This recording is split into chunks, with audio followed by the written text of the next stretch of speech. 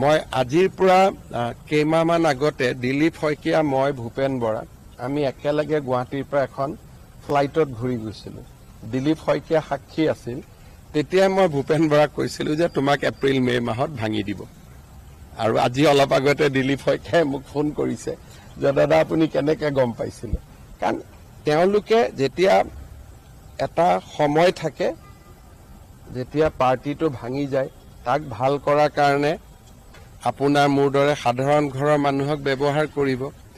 যেতিয়া ইলেকশ্যন আহে, টিকেট দিয়াৰ সময় হয় বা অলপমান এটা কেণ্ডিডেটবিলাক ঘৰত অহা যোৱা কৰে, সেই সময়ত তেওঁলোকে এই নীলা তেজৰ মানুহক লগত লয়। কিন্তু আমাৰ কাৰণে এটাই ভাল যে এতিয়া 10 ছেপ্টেম্বৰত যিখিনি কথা প্ৰকাশ পাব, তাৰ পিছত মই ভাবোঁ যে গৌৰৱ গগৈ এজন ব্যক্তি হিচাপে আগতে উত্তৰ দিব লাগিলহেঁতেন, সংসদ হিচাপে উত্তৰ দিব লাগিলহেঁতেন। এতিয়া গোটেই পাৰ্টিটোক লৈয়ে ডুবিব।